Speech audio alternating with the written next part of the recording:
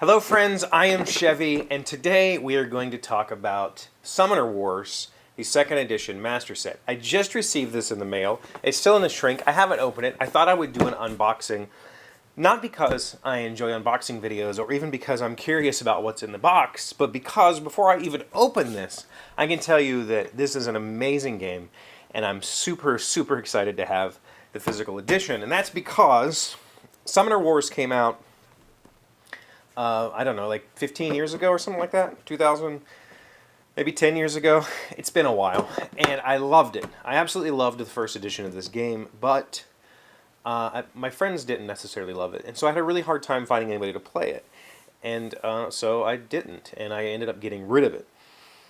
The second edition got announced, and I got super excited for it, not only because it seemed to streamline a whole bunch of the kind of odd rules that the first edition had, but there's a digital version of this. So I've been playing this game for months digitally and been having a blast with it. And the digital version is a website, and it works really well on both mobile, tablets, PC, whatever you want to play it on. Works great. So it's been a wonderful time. I've had a wonderful time with this game now for a couple of months, and I can totally recommend it. So let's open it and see what's in here, because I am semi-curious about the physical components, even though I probably won't get to play this a whole lot in person, just simply because my friends tend to play multiplayer games. This is a two-player game. And first off, we have a nice little rule book. Cool little story. Yeah, I've read these rules. They're great. Interestingly, everything in here is in shrink wrap. I don't know if I've ever seen a game where the board and even the little tokens are all in shrink wrap. So I'm not going to open those right now because you can see they're just some tokens. I will probably use some other types of tokens for the game. The board got a pretty good update. The main thing that's awesome about the new version, not the main thing, that's not fair. There's a whole lot of awesome about this new version. But one of the big advantages to the new version is that your magic track is now printed on the board. So it's right here on the board. There's a nice little place for both of you to keep track of that. And yep, there's a little token that represents the magic track that you'll just slide all along. There's a wonderful little turn reminder here, because it is kind of the game that you can get a little bit confused if you don't know the turn order. The dice, these are really shiny. Well, I really like the dice. Very nice feeling dice. There's dice for melee attacks and ranged attacks, as well as special symbols. Some cards reference the special symbols. Melee attacks are for melee attacks, and ranged attacks are for ranged attacks, if that's not obvious. And then finally, decks of cards. Now, there's not really much to say about this divider, and it doesn't appear, unless I'm missing something. Nope. There are no extra baggies for the decks. There are a number of decks. I believe there are 6 decks included in the base set, with more coming. If you pre-ordered this game and you did what's called a full subscription, then you'll be getting packages like every 3 months. You'll get a new package with new armies. There were a whole bunch of armies in the original version. Currently, it's just the 6 base set, and then the Tundra Orcs and Shadow Elves will be coming out in August, I believe. So what you have when you get a deck in this game is, here's my summoner unit. You're going to start with your summoner. On the back of that card will show you your initial setup. During the game, you're going to be placing units out on the board. So for this guy, I'm going to set Seeks down right here. And then we're going to have a gate here.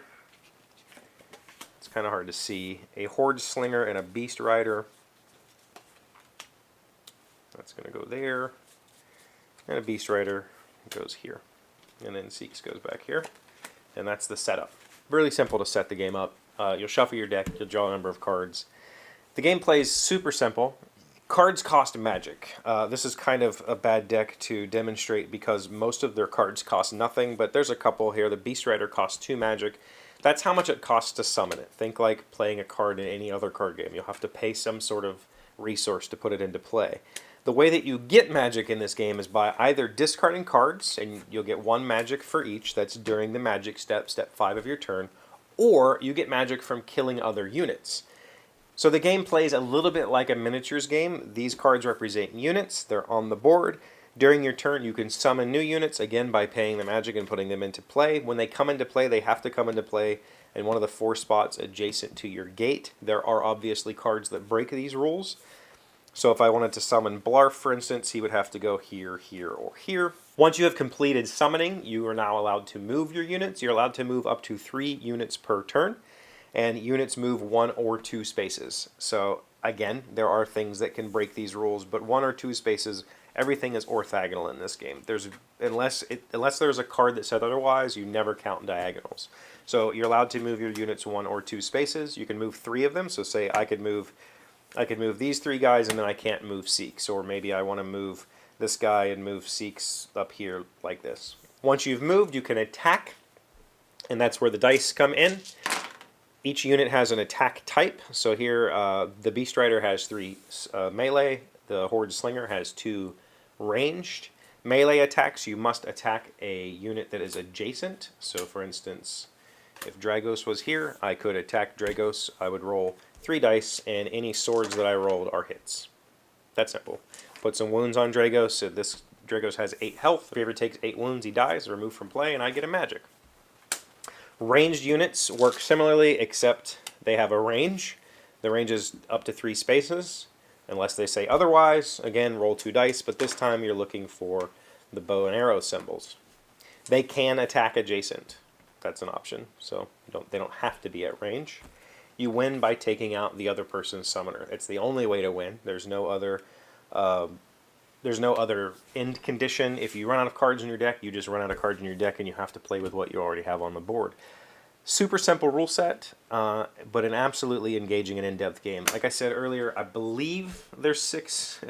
You'd think I would know these things before opening the box, but I believe there are 6 factions with the base set, and they all play very, very differently. They all have ways of sort of breaking the game, not necessarily breaking the game, but ways of bending the rules in their favor. They all have a very unique feel, and they seem to lean pretty well into the theme. If you aren't interested in the theme, it's standard kind of fantasy, so you can pick up on the theme. The goblins swarm, the undead come back. You know, the themes are kind of pretty standard, but all in all, I'm super duper happy. These cards feel really high quality. The cut quality is nice. I'm sure they'll probably shuffle just fine. The board is excellent. I'm really happy with the new artwork. Oh, that's the other thing. All of the artwork changed, and I think that upset quite a few of the traditional players. I personally think that the new artwork looks way better than the old artwork. Really, really well done. Very kind of humorous, cartoonish art style. I'm totally down with it. So I think that if you like card games and or you like miniatures games, skirmish style, not like massive Warzone style games, or if you are a turn-based RPG player like Final Fantasy Tactics or Advance Wars, those types of games, this is really where it's at. I love this game. I think it's a brilliant design, and I really recommend you try it. If nothing else, buy a month of digital and play against me, and you'll see if you like it or not. So that's Summoner Wars 2nd Edition Master Set from Plaid Hat Games. I hope you enjoyed my little preview, and if you have any thoughts or questions, please leave them in the comments. Thanks for watching.